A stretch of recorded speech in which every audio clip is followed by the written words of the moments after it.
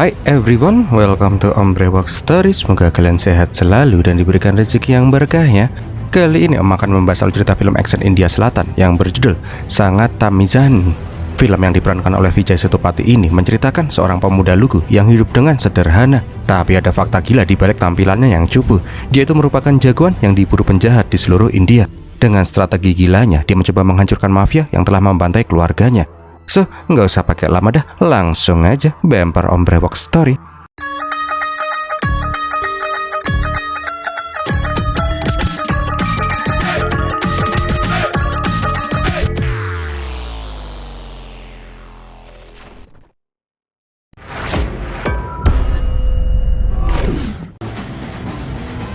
Awal kisah, kita diperlihatkan sebuah persidangan di Tamil Nadu. Ada sebuah perusahaan yang bernama Sanjay Industry yang dituntut oleh masyarakat Maharashtra karena perusahaan itu akan membangun pabrik tembaga di tanah mereka.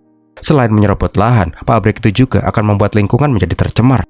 Karena bukti-bukti belum memadai, hakim pun menskorsing persidangan itu. Sanjay Industry juga tidak boleh melakukan kegiatan apapun sebelum persidangan itu selesai. Nah, di luar, pengacara perusahaan Sanjay Group langsung mengkonfrontasi pemuda-pemuda Maharashtra. Rodi memperingatkan kalau mereka terus mengusik, maka mereka semua akan menerima balasannya.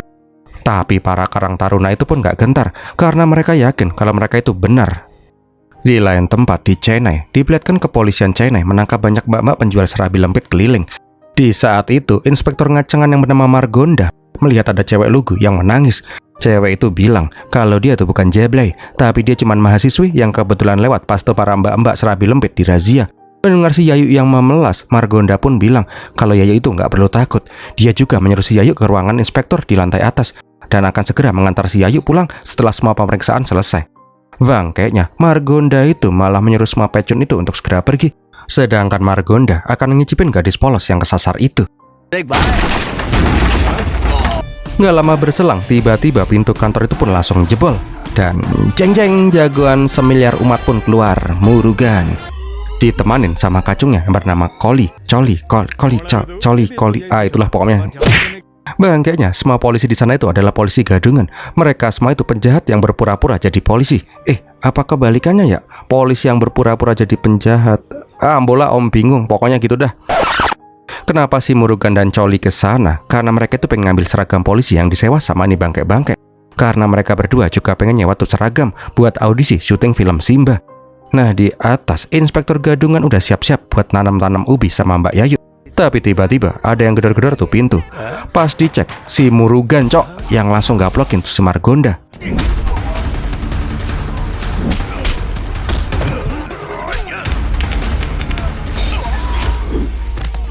Ketika turun ke bawah, semua orang udah pada terkapar. Karena sebelumnya mereka itu habis-habisan diajar sama si Murugan.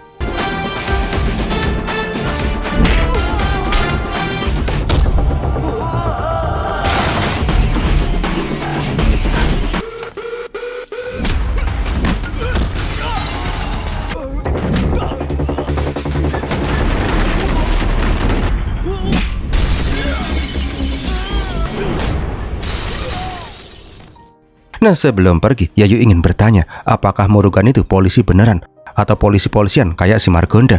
Yayu berharap kalau Murugan ini beneran polisi yang akan mengayomi masyarakat sepertinya. Tapi Murugan bilang jujur, mereka itu cuma lagi cosplay jadi polisi-polisian India.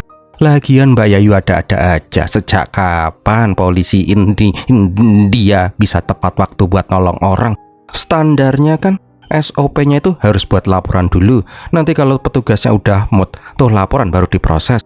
Nggak lupa uang pelicin kalau mau diproses.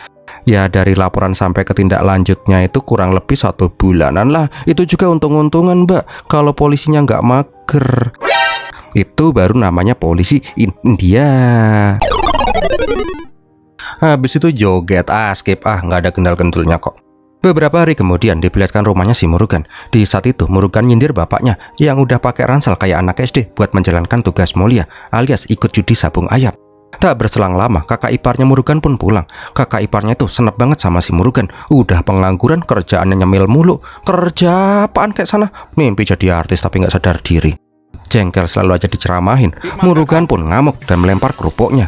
Kak, lapar minta maem. Loh, waduh, Som kirain mau ngamuk jebulan tambah lapar. Mumbai diperlihatkan kantor pusat Sanjay Group kedatangan tamu yang bernama Samraj. Samraj itu ingin melamar anak perempuan Sanjay untuk putranya si Rohit. Dengan pernikahan kedua anak mereka, Samraj yakin perusahaan mereka akan semakin besar. Tapi tiba-tiba Sanjay nyetelin TV, yang mana si Rohit udah disandra sama anak buahnya si Sanjay. Intinya sih, Sanjay itu nggak suka putri kesayangannya dideketin oleh cowok macam si Rohit. Malam harinya diperlihatkan Murugan dan Choli mendatangi sebuah klub malam. Murugan gugup banget karena ini pertama kalinya dia masuk ke dalam klub. Bener saja, pas masuk ke dalam lah kok malah si Murugan enjoy, cok. Malah lebih ngertian si Murugan pas pesan minuman di bar daripada si Cholinya. Setelah puas minum-minum, mereka pun mau bayar, tapi bartender bilang semua minuman udah dibayar sama nona cantik yang lagi ulang tahun itu. Wah, ini nih super gendal-gendil akhirnya keluar. Lihat kecantikan Kamal ini, si Murugan pun langsung menghampiri itu cewek. Kirain Murugan itu mau berterima kasih atau berkenalan ya. Tapi si Murugan malah nyeramahin si Kamal ini. Daripada nraktir-nraktir orang miras di klub malam kayak gini, lebih bermanfaat Kamal ini ngasih makan orang miskin di luar sana. Ya semua orang pun langsung pada cengok lah. Orang di bar mau mabok sambil party kok, malah disuruh jadi panitia makan siang bergizi gratis. Keesokan paginya, Kamal ini ditelepon oleh ayahnya untuk mengucapkan selamat ulang tahun. Yes, benar, Kamalan itu adalah anak semata wayangnya si Sanjay. Di lain tempat di desa Marutama Lagama Ramayana Palbaca Cahswalbuh Kakailah, terlihat orang-orang yang protes karena mereka itu tidak mendapatkan bantuan sembako. Di desa mereka juga akses pendidikan sulit, rumah sakit nggak ada, bahan pokok langka. Lanjut priwo iki bos. Kolektor di sana pun ngasih solusi. Kalau semua mau dipenuhi, warga kota itu harus membuat petisi soal kemenangan pemilu yang kemarin dan bersedia melakukan pemilu ulang. Ternyata ini adalah ulah dari mantan MLA yang pengen berkuasa kembali. Duh Pak ini nama-nama orang India Selatan kayak bikin lidah Om Scott jam. Kulava, lah, baca sendiri. Beberapa hari kemudian, diperlihatkan Kamal ini mengikuti kelas di kampus. Pak dosen pun menyuruh mahasiswi fotografinya untuk hunting foto. Singkat cerita, Kamal ini yang dari kecil udah tajir mampus, dapat tugas memoto kaum marginal di kawasan kumuh. Karena Kamal ini baru pertama kali melakukan hal itu, Pak dosen ngenalin Kamal ini ke seseorang yang bisa memandu Kamal ini ketika hunting berfoto. Singkat ceritanya lagi, Kamal ini langsung pengen menemui orang yang direferensikan oleh dosennya. Tapi kebetulan film Indianya, orang yang direferensikan oleh Pak dosen itu lagi ada keperluan mendadak. Alhasil, tuh orang meminta bantuan Murugan dan si Choli. Ngelihat dua jenglot berjalan ini, Kamal ini pun keinget kalau tuh mas-mas badan gempal adalah orang yang kemarin nyeramahin dia di klub malam. Tapi karena butuh, Kamal ini dan teman-temannya pun berpura-pura minta tolong. Intinya sih, Murugan itu membawa para cewek-cewek gaul Chennai ini keliling kawasan kumuh buat hunting-hunting foto. Tak terasa mereka pun udah keliling seharian. Pas Kamal ini mau cabut pulang, Murugan pun nyeletuk. Yakin nih nggak ada sebatang biji motoin aneh nih. Ya kali aja, ada kali satu kali difotoin gitu buat dipajang di figura. Di saat itu dengan malu-malu, Kamal ini bilang, dia tadi udah sempat motretin si Murugan. Kamal ini juga minta nomor HP-nya si Murugan dan ngirimin fotonya si Murugan. Rupanya seharian bersama si Murugan udah bisa menaklukkan hatinya si Kamal ini. Bujuk, gampang amat ya dapat pacar di India. Wah bodoh lah. Intinya sih semenjak saat itu Kamal ini dan si Murugan menjadi dekat dan dekat. Kamal ini juga sering berkunjung ke rumahnya si Murugan. Bahkan dia juga datang ke pesta pernikahan adiknya si Murugan. Oh, dekat benar ini mah. Di sisi lain kita diperlihatkan Sanjay Group. Kali ini investor mulai pada protes karena rencana pembangunan pabrik tembaga mereka terus tersendat. Sanjay pun berjanji ke para investor dalam waktu 2 bulan pembangunan pabrik tembaganya akan segera dilakukan. Nah di lain sisi diperlihatkan mas-mas simpatisan MLA yang bernama Gopi. Gopi itu dihubungi sama si Sanjay untuk mengkoordinasi tanah untuk pabrik tembaganya Kula Dezevlezreza. Beberapa hari berselang, Sanjay yang lagi main golf dihampiri oleh Kudala Dedeva. Kulan bertanya, mau sampai kapan pembangunan pabrik tembaga Sanjay Industri akan mangkrak? Kulan sudah mengambil resiko besar dan mengorbankan jabatannya sebagai MLA. Sekarang dia ingin minta timbal balik ke Sanjay. Kulazizm meminta Sanjay mendukungnya di pemilu ulang besok. Setelah dia menjabat jadi MLA lagi, pabrik tembaga Sanjay akan dibangun tanpa hambatan. Namun Kulazizm minta jatah yang cukup banyak dari pabrik tembaga itu. Kalau enggak, dia akan menguak rahasia terkelam Sanjay Group ke publik. Karena Kulazizm punya kartu asnya, untuk sementara ini Sanjay akan mengikuti cara mainnya si Kulazizm. Tapi mereka itu sama-sama saling menunggu. Salah satu dari mereka membuat celah kesalahan. Nah di lain tempatnya lagi diperlihatkan si Murugan ditelepon oleh si Kamal ini agar segera datang ke rumah sakit. Jelas saja Murugan pun langsung cus ke rumah sakit dong. Dengan panik Kamal ini pun bilang kalau harus segera diaborsi. Lah apa nih yang diaborsi? Lah si Coli pun langsung ngegas lah. Tak kirain kamu tuh alim bro, penyayang wanita, rajin menabung dan tidak sombong. Tapi ternyata kamu itu ngacengan hamilin anak orang. Lah Murugan juga cengok lah. Dia aja nggak pernah nyelup-nyelup sama sekali sama si Kamal ini kok. Gimana dia bisa hamil? Rupanya Kamal ini itu belum selesai bilangnya. Yang hamil itu sahabatnya, si Revati. Revati itu tekdung sama pacarnya yang seorang pelaut. Sekarang dia itu bingung harus gimana. Kalau mau digugurin, Revati itu harus dapat persetujuan dari suaminya atau orang tuanya. Tapi masalahnya, kalau sampai bapaknya tahu dia tekdung di luar nikah, Revati itu pasti akan dikulitin hidup-hidup. Kamal ini meminta bantuan si Murugan untuk membantu si Revati agar tuh cewek bisa aborsi. Namun Murugan menolak mentah-mentah. Orang tua Revati itu harus tahu. Kamal ini yang sadar benar dengan temperamen bapaknya si Revati langsung jiper. Nggak mungkin tuh bapak-bapak bisa mengerti. Namun Murugan terus memaksa dan menjamin orang tua pasti akan mengerti ketika anaknya dalam kesusahan. Cocote empu, katanya bisa mengerti. Nyatanya pas Revati bilang ke bapaknya tuh anak langsung dikaplokin bolak-balik. Nggak lama kemudian Murugan pun ikutan join mabar. Murugan pun menjelaskan dengan perlahan ke bapak-bapak itu. Revati itu sangat ketakutan, makanya dia meminta bantuan Murugan dan si Kamal ini. Murugan cuma mau bilang kalau bapak itu punya dua pilihan sekarang. Pertama, silahkan pukulin Revati sampai dia keguguran dengan sendirinya. Setelahnya, cariin dia pengantin pria yang menerima si Revati. Tapi hasilnya akan gimana? Hubungan Anda dan si Revati akan renggang dan tidak akan bisa sama kayak dulu lagi. Atau opsi kedua, silahkan cek latar belakang pacarnya si Revati yang sekarang berlayar. Bila dia dari keluarga baik-baik, nikahkan mereka. Dalam waktu 9 bulan, kau akan menjadi kakek-kakek. Hubunganmu dengan Revati juga tidak akan memburuk. Sekarang pilihannya ada di tanganmu, monggo. Setelah ceramah, Murugan langsung menarik Kamal ini untuk pergi. Tapi Kamal ini malah bertanya, lah terus kita kesini ngapain kalau kita nggak dapat surat persetujuan pengguguran? Alah, ini cewek tuh cantik, cacir, tapi PA ya. Ngapain Revati butuh surat itu sekarang? Keluarganya tuh sekarang udah nerima kehamilannya si Revati. Ngapain juga membunuh janin yang tidak berdosa? Lebih baik Revati membesarkan bayi itu dengan kasih sayang. Baru deh Kamal ini pun sadar kalau Murugan itu nggak cuma mencari solusi, tapi dia itu menyelesaikan masalahnya si Revati dengan cara yang sangat elegan. Ya si Kamal ini pun langsung kelepek lah. Kamal ini pun akhirnya mantap pengen mengutarakan cintanya ke Murugan.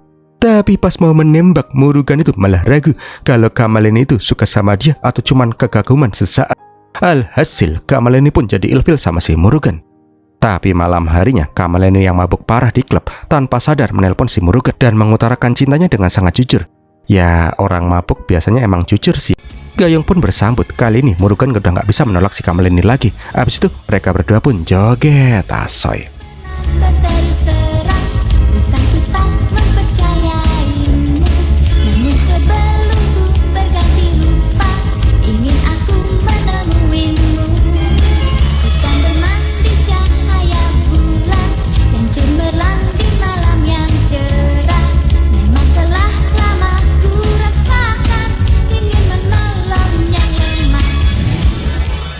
Kembali lagi ke Chennai, diceritakan Murugan lagi perjalanan menuju bioskop untuk ngedate bareng si Kamal ini. Namun di lampu merah, anak punya si Sanjay menyadari kalau cowok di sebelahnya itu adalah cowok yang lagi dekat sama nona mereka. Singkat cerita, Kamal ini dan Murugan pun nonton bioskop. Mereka nonton film Kandaran Kodan dari Om Vikram. Nah, kalau penasaran sama tuh film kayak gimana, Om udah pernah rekap nih ya. Om taruh linknya di deskripsi ya, pokoknya keren banget dah. Pas lagi asik-asiknya nonton bioskop, di layar keluar pengumuman kalau pemilik motor Royal Enfield warna hijau disuruh keluar. Dan itu adalah motornya si Murugan. Rupanya di luar sana udah ada preman-preman anak punya si Sanjay yang pengen membuat perhitungan dengan si Murugan. Namun pas nona Kamal ini keluar, semua preman itu pun langsung bubar ketakutan. Murugan jelas saja ngerasa keren karena para preman-preman itu pada takut sama dia.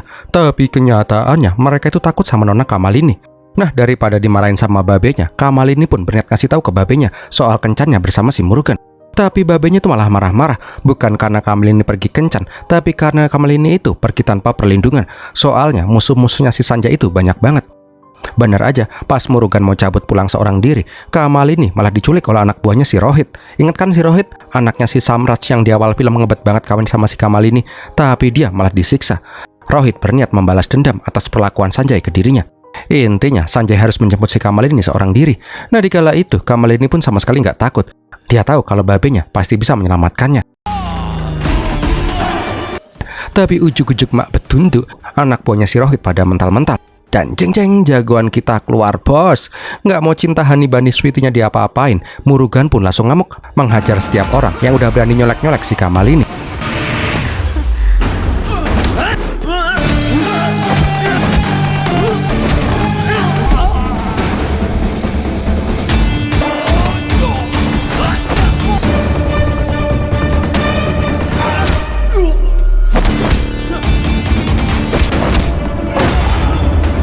Tak berselang lama, Sanjay pun sampai di TKP, tapi dia langsung kecepak pleret pas ngeliat si Murugan. Sosok Murugan itu sangat mirip dengan orang yang dia kenal, orang yang sangat menakutkan, yang bernama sangat Tamizan. Alah, susah bener om panggil Tamiz aja ya. Singkat katanya, Kamal ini pun berhasil diselamatkan oleh si Murugan.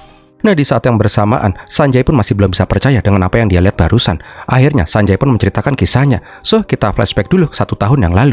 Di saat itu di kota Maharashtra, Tamil Nadu, ada rame-rame demo soal penembakan pohon keramat di depan sebuah toko. Para demonstran yang dipimpin oleh cewek yang bernama Tenu meminta pohon itu nggak ditebang. Namun pemilik toko malah menyewa preman berkedok LSM untuk membubarkan demonstran itu. Nggak lama berselang, datanglah cowok yang bernama Sang Tamiz, pacarnya si Tenu. Dengan slow motion sambil ngelepas kacamata hitamnya, Tamiz meminta para preman-preman itu untuk bubar. Sialnya, preman itu malah nyolot. Ya udah deh, Tamiz pun ngamuk dan menghajar semua preman-preman itu.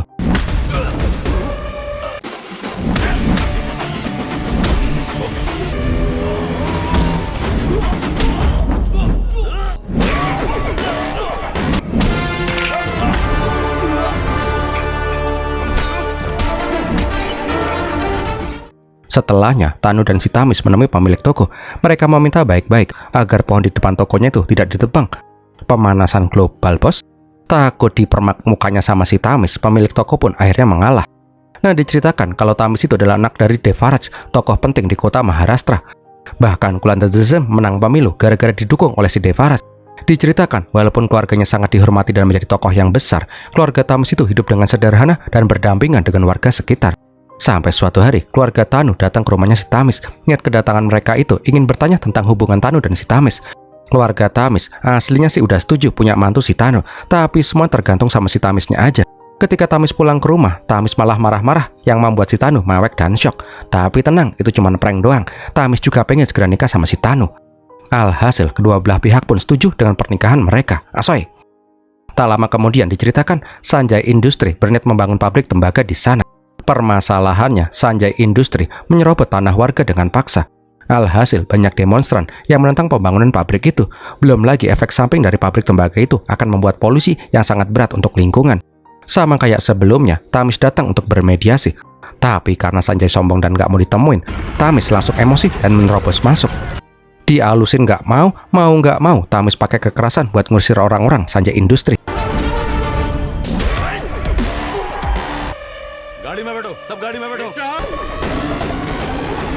Untung aja Devaraj menelpon si Tamiz dan meminta Tamiz gak emosian. Walaupun dia itu jago dan gak takut siapapun, namun Tamiz itu masih takut dan menghormati perintah orang tuanya. Sore harinya, Devaraj pun dipanggil ke kantor MLA. Rupanya Sanjay itu udah berada di sana. Kulandazaza sudah bersepakat dengan si Sanjay untuk pembangunan pabrik tembaga itu. Sanjay juga bilang dia akan ngasih uang yang sangat banyak untuk si Devaraj kalau si Devaraj mau mendukung dirinya. Lah, si Tamiz langsung emosi lah. Dia itu nggak mau terima tawaran dari orang sombong macam si Sanjay. Devaraj juga sangat kecewa dengan Kulantazem. Bisa-bisanya orang yang sangat dia dukung malah jadi mangas duit kayak gini. Mulai detik itu, Devaraj tidak akan mendukung si Kulantazem. Nah, di rumah seluruh keluarga pun pada hebring. Mereka itu harus melakukan cara agar pabrik itu tidak dibangun. Banyak orang yang akan dirugikan kalau sampai pabrik itu dibangun.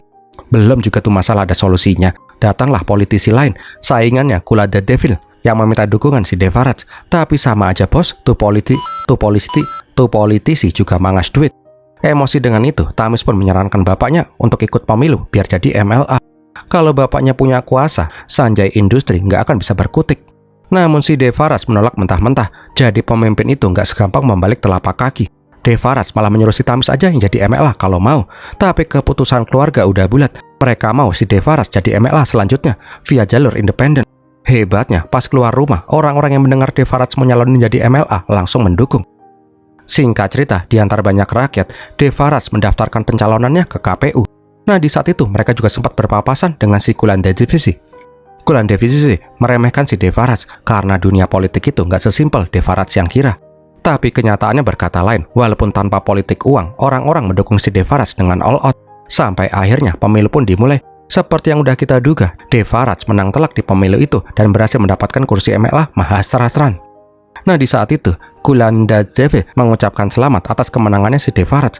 Tapi dia juga memperingatkan kalau menjadi MLA akan membawa petaka untuk dirinya dan keluarganya. Tapi si Tamis berkata kalau ayahnya itu nggak perlu khawatir, Tamis akan melindungi ayahnya dengan nyawanya. Malam harinya, Sanjay mendatangi rumahnya si Kulandevi. Sanjay pun protes kenapa si Kulan itu bisa sampai kalah. Padahal si Sanjay itu udah all out support uang buat kampanyenya si Kulandevi. Tapi si Kulandevi belum mau menyerah. Dia sudah merencanakan sesuatu di festival Dewa besok. Beberapa minggu kemudian, rumah Devaraj kedatangan pengacara yang bernama Amit. Amit meminta si Tamis datang ke kantor pengacara buat tanda tangan penyegelan pabrik Sanjay Industri. Karena mendesak, Tamis harus datang hari ini juga. Ya udah deh, Tamis pun meminta keluarganya datang ke festival lebih dulu. Dia akan menyusul setelah urusannya selesai.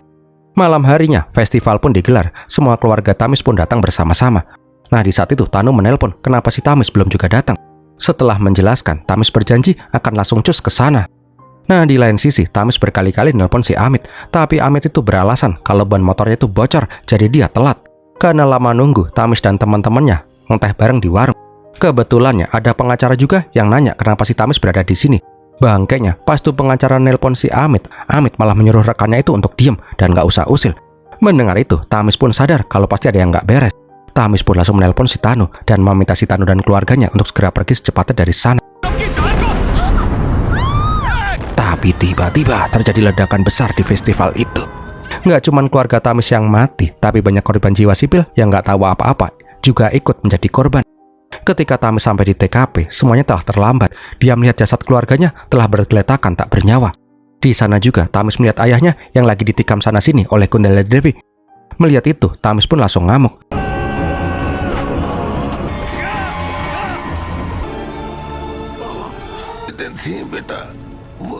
Sialnya, Tamis itu malah dikeplak hingga tumbang. Di saat pingsannya itu, Tamis terbangun ketika mendengar tangisan seorang anak. Dengan sisa-sisa kekuatannya, Tamis berusaha menyelamatkan anak itu. Sialnya, setelah melempar tuh anak, Tamis terkena ledakan gas hingga tewas hancur berkeping-keping. Semenjak hari itu, tubuh Tamis tidak pernah ditemukan lagi. Tapi Sanjay dan orang-orang yakin kalau Tamis telah tewas di malam itu. Nah, di masa kini, anak buahnya si Sanjay langsung menelusuri asal-usul Murugan yang sangat mirip sama si Tamis itu. Dari hasil investigasinya, orang itu beneran bernama Murugan. Pekerjaannya jadi aktor figuran di film-film receh dan keluarganya telah menetap di Chennai dari puluhan tahun yang lalu. Karena masih penasaran, Sanjay pun memanggil si Murugan ke rumah. Dia anterin si Choli, Murugan pun terlihat gugup. Dia pikir dia akan dimarahin karena udah berani berpacaran dengan putrinya si Sanjay. Sedangkan si Sanjay juga sedikit gugup. Apakah Murugan itu akan mengenali dirinya? Ternyata enggak coy, Murugan itu terlihat nggak mengenali si Sanjay sama sekali. Adalah intinya si Sanjay menceritakan Murugan itu sangat mirip dengan orang yang dia kenal. Bahkan Sanjay langsung nunjukin fotonya si Tamis. Sanjay juga berkata kalau dia tuh nggak masalah kalau Murugan itu mau nikah sama putrinya. Tapi Sanjay punya satu syarat, dia ingin meminta bantuannya si Murugan. Sanjay pun cerita kalau dia tuh punya duri dalam daging, yaitu si Kulandevi. Sanjay ingin Murugan berpura-pura menjadi si Tamis. Murugan harus ikut pemilu MLA sebagai Tamis. Kalahkan Kulandevi. Setelah itu, Sanjay akan merestui Murugan sebagai menantunya. Mendengar itu, Murugan pun bingung. Syarat sih syarat, bos. Tapi jadi orang lain dan disuruh ikut pemilu tuh loh yo. Ngeliat ini orang masih aja ragu, Sanjay ngasih tawaran menggiurkan 10 juta rupiah untuk Murugan kalau dia berhasil menjalankan misi ini. Jelas saja, Murugan pun langsung oke gas lah. Melihat si Murugan yang ternyata mangas duit kayak dia, Sanjay pun langsung plong dan yakin kalau sosok di depannya itu nggak mungkin si Tamis. Berita tentang kedatangan si Tamis ke Maharashtra akhirnya sampai di telinganya si Gopi dan langsung dikasih tahu ke Kalalea. Di saat yang bersamaan, kereta yang ditumpangi Tamis sampai di Maharashtra. Dia tuh kaget karena dia tuh disambut oleh banyak orang. Semua orang langsung mengeluh-ngeluhkan namanya. Intinya sih semua orang di sana sangat bersyukur karena si Tamis itu belum mati. Melihat perlakuan semua orang di sana, Murugan pun merasa bingung. Awalnya dia ingin menipu warga, tapi kok orang-orangnya pada baik-baik banget sama dia ya. Ketika diantar ke rumahnya, Murugan pun dipertemukan oleh keluarganya yang masih tersisa, bibinya dan 2 keponakannya. Di sana, Murugan juga melihat foto mendiang Devaraj dan meneteskan air mata. Aduh, pintar banget tuh sandiwaranya. Nah, di lain sisi, Kitapa yang tadi menjemput si Murugan dengan haru biru ternyata pengkhianat yang sekarang bekerja untuk si Sanjay. Kita itu laporan kalau Murugan itu sangat mirip dengan si Tamis, kayak pinang dibelah kampak. Keesokan harinya, Murugan pun datang menemui si Kulala Devi. Kulan aslinya sudah tahu kalau Murugan itu cuma penipu, tapi Murugan itu nggak gentar. Walaupun dia cuma cloningannya si Tamis, tapi dia yakin bisa mengambil hati rakyat di sana dan akan menjadi MLA mengalahkan si Kulala Devi. Pas sampai di rumah, Murugan kaget karena di sana udah ada si Kamal ini yang undang jegogrok. Kamal ini tuh tahu dari bapaknya kalau Murugan itu lagi menjalankan misi agar mereka bisa menikah. Ya wis lah, gas kuy. Nggak mau buang-buang waktu, Murugan langsung memberi bantuan besar-besaran untuk rumah sakit yang selama ini didam-damkan oleh rakyat. Tentu aja uangnya dari si Sanjay.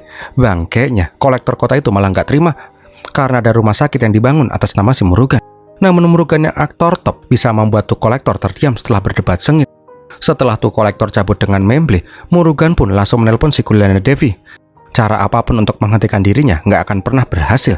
Lambat laun, Murugan pun semakin mendapatkan simpati rakyat.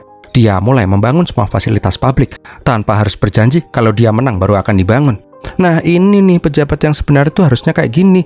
Daripada modal buat serangan fajar, mendingan uangnya buat bangun fasilitas publik yang dijanjiin di kampanyenya.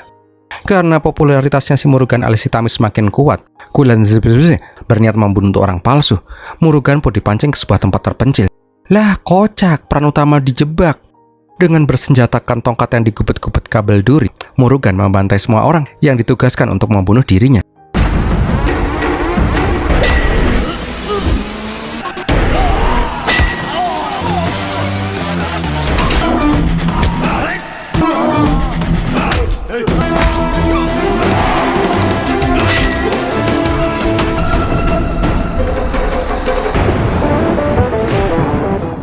Setelah membantai para preman, Murugan pun datang ke KPU buat mendaftarkan dirinya menjadi calon MLA.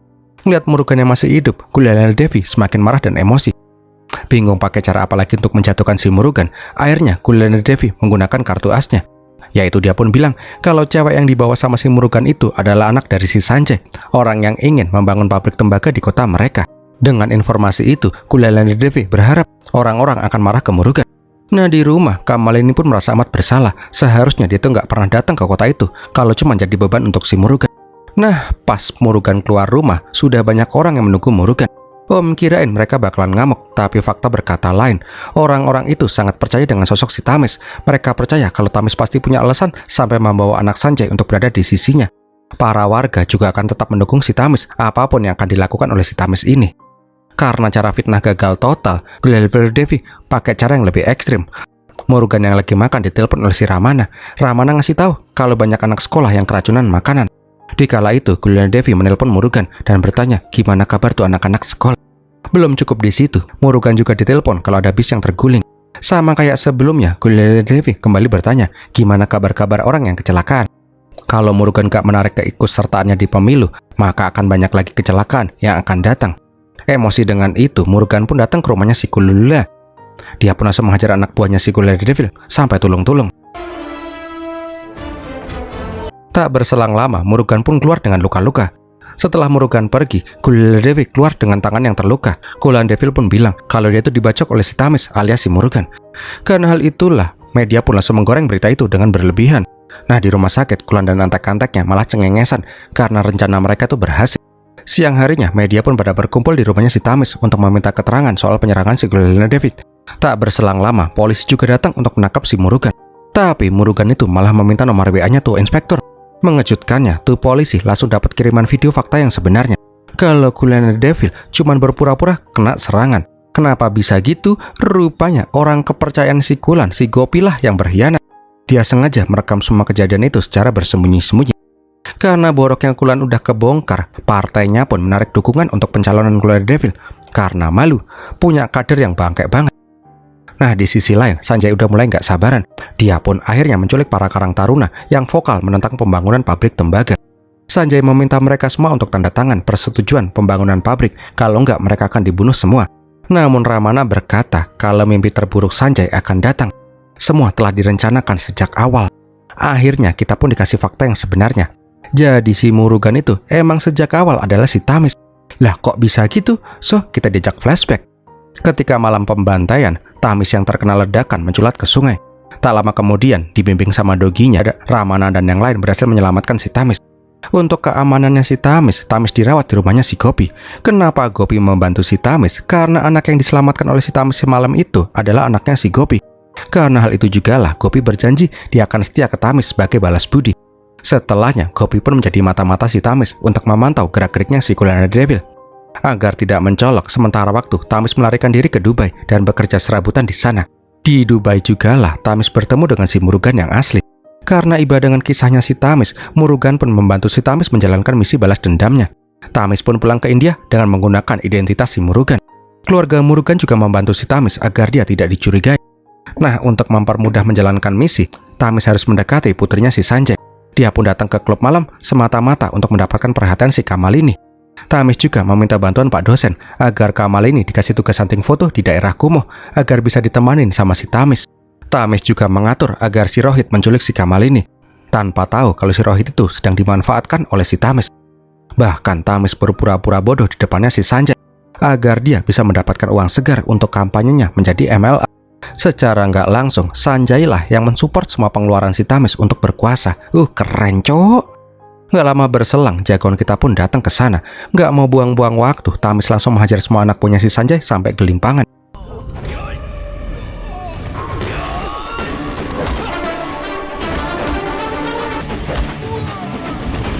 Tapi bangkainya Tamis kena gebuk sama si Kuliner Devi. Karena punya musuh yang sama, dua bangkai ini pun akhirnya bersatu menyerang si Tamis. Sialnya si Tamis itu harus tumbang. Pas si Sanjay mau memaksa Ramana CS untuk tanda tangan, jagoan kita kembali hidup. Kerasukan kodam Ultraman, Tamis langsung mengamuk dan menghajar dua bangkai itu sampai tulung-tulung.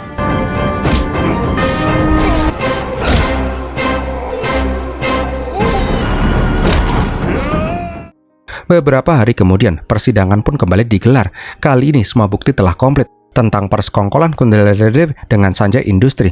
Karena hal itulah hakim membukukan perusahaan Sanjay Industri. Nggak cuma itu, Sanjay dan si Kuliner Devi harus mempertanggungjawabkan perbuatannya atas tuduhan pembunuhan berencana dan pemalsuan sertifikat tanah. Anehnya si Kamal ini malah girang pas tahu kalau bapaknya itu divonis bersalah. Yah, maklum aja, namanya juga film. Nah, di luar, Tamis pun diwawancarai media.